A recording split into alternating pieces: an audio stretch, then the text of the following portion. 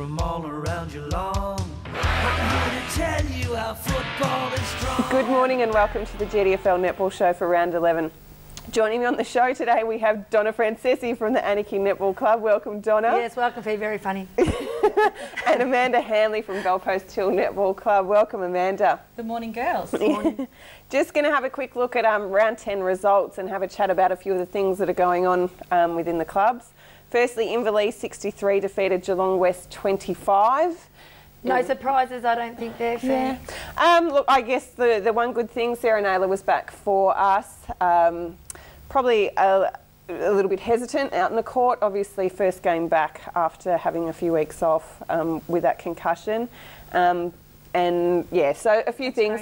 It is really, really good news, and we actually had 8 A-grade players, but it is pretty much as though we are starting from the beginning again. Yeah. We really, really are. Like it's like you're back in pre-season, having to get. We've got a few new people up there and whatever, but Inverleigh did really, really well. Can't take anything away from those young girls out there.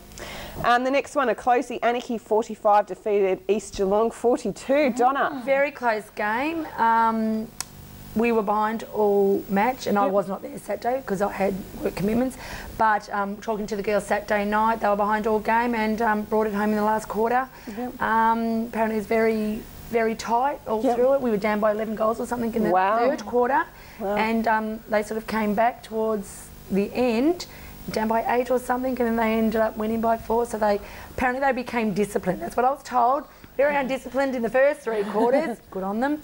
Apparently they stuck to their guns and became disciplined in that last quarter, especially defence with Britton loose, and Justine performed really well in the defence area, and they come away with a win, which was good to And I think against East it is part about shutting down their attacking end and their shooters. So if your defenders did that, that's a great result. Yeah, absolutely. It was a good result. And good to see that they've come from behind in that third quarter, because I know that we've talked about the fact that they've had things happen for people to be behind to start with, behind the 8 ball. That this time they have come back and won that. So yeah, well, as I said, 3 quarters they were behind, and the first 3, and it was a great win. Yeah.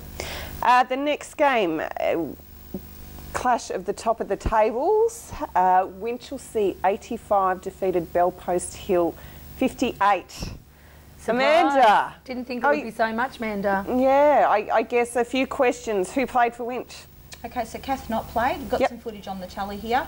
There was 3 new players that we haven't seen in the competition. So it's goalkeeper, centre and the wing attack, which it's my understanding all play in the same league as Kath not. Yeah. Which would be what, Vixens, Amanda, or something? Vixens reserves, I think. So state players you're looking at? State players. Elise Boy didn't play for us due to a ankle injury during the week sustained at the Target toy sale, which is a little bit disappointing. I tell you what, they can be brutal, those toy sales. And we were lucky enough that Sunanu's flight to Samoa had been delayed, and she was made herself available for the day.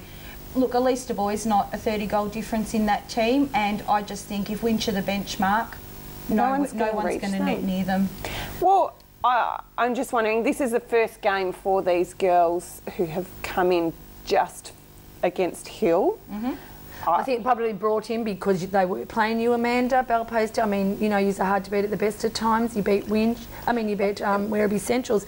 So they were really out to get you, probably, you know, to beat you. Who out of their sort of regular, if we can call them regular out at Winch players, didn't play? Amy Worth? No Amy Worth. No. So Renee Pilkington played, and she played a beautiful game in goal defence. She moved herself out of the centre where she usually plays and played goal defence, and Pilko played a beautiful game in goal defence, so taking nothing away from her. Why did she come out of the centre? I think because the player who played for the day in centre is a centre court player, not a defender, and that's where Pilko needed to play. She did originally play in a goal defence, circle defence role for Winchelsea early when she started her career out there. Hayley McCallum, who is a Winchsealian, if that's what I'm saying. She played in wing defence, and Julia Knott. So there was quite a few unfamiliar players in that team that we hadn't seen or heard of on the day. From a club point of view, we're really, really disappointed, and maybe to a degree. I know the players are feeling a bit ripped off, knowing that they're working together as a team week in, week out with the same, the same squad of 9 or 10. And we thought we had a good shot, and we were just blown out of the water. It's just a shootout. Kim still shot 50-something goals for the game. Yeah, she did. Look, Amanda, I don't think it's only Belpost Hill that would be disappointed with that. I think as a whole league, I think just about every club would be disappointed. That's not what this local competition is about. It's the Geelong and District Football League, bringing in the big guns from there. I'm not understanding it. I don't understand why you would want to do that, why you wouldn't use your local people. And I know that we have Jason on the show next week, and I guess we'll be asking a few of these questions to get it clarified, because I don't think that's what this competition should be about. No. And look, Kath Knight, she's brilliant. She's a beautiful goaler. Sunanu played on her, and I was talking to Sunanu's mum during the game, and Sunanu had played on her during the week as well in their state league side, and Nonu's team ended up going down by 7 goals that day. But Nonu just tried everything to try and get near her, and she's unbeatable. Yeah. She's phenomenal, Kath Knight. And it is just to clarify that Kath needs to play the 9 games to qualify for finals. So she's played 4. So she needs number 5. So far. Yeah. So she needs. And we've only got 8 games left, haven't we? Yeah, so that'll be interesting to see if she makes it. I guess it'll be interesting to see who does qualify in that team, because I don't know where everyone is up to on the quarters, since how they've had so many ins and outs. Yeah. It will be interesting. But I think Belpost Hill did really well against them, and that disappointing. Yeah. Really disappointing. I know our girls are really disappointed. Absolutely, absolutely. And I think the league should be as well. The next game, Belmont 34 defeated Bannockburn 30 in what we did call to be a close game. You know, 2 teams, and I think that Belmont have just slipped into the top 5 with that game, sitting in the 5th position there. Let's have a look. Which is great, and we did talk about the bottom, that 5th spot up for grabs for quite a few teams, and yeah, what a game. Yeah. What a game that would have been. The next one, Werribee 63 defeated North Geelong 29. That was a big blowout, wasn't it? I mean, I think all year North Geelong's been a bit on and off, haven't they? Really, like we expected a better score probably from them for the day. It didn't happen, but well done to Werribee. Yeah, look, and Werribee is still sitting in that 3rd position, which we.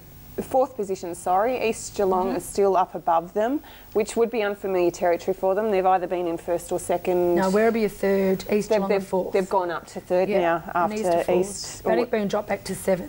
So, yeah. And that 5th position is definitely still up for grabs, but Werribee are definitely hitting their strides now, which is, we did know that we would see that. They will be in the finals. And the last game, Thompson 49 defeated Corai 30 in their first win. Well done, Thompson. Yeah. We knew it was coming. Yeah, and I think I picked this game and you didn't. No, I think we all actually picked Thompson last week. Yeah, Thompson, because Melody was in. Yeah. Oh, that's right. He's all stuck. Yeah. Well done. Those guys have been working so much out there, and Melody, the new up-and-comer there, she's going to make a difference. I know it's not just about Melody out there, but I'm sure all of them are working really hard. But well done to Thompson and Corai. Yeah, it's good. It's a good win for Thompson, which brings them up from the bottom of the ladder. So well done, Thompson. Yeah. Anyway, I think Geelong West are at the bottom fee, aren't they? Yeah, not going to talk about that one. Anyway, we will be back after the break. We are the Raiders from all around Geelong. I'm here to tell you our football is strong.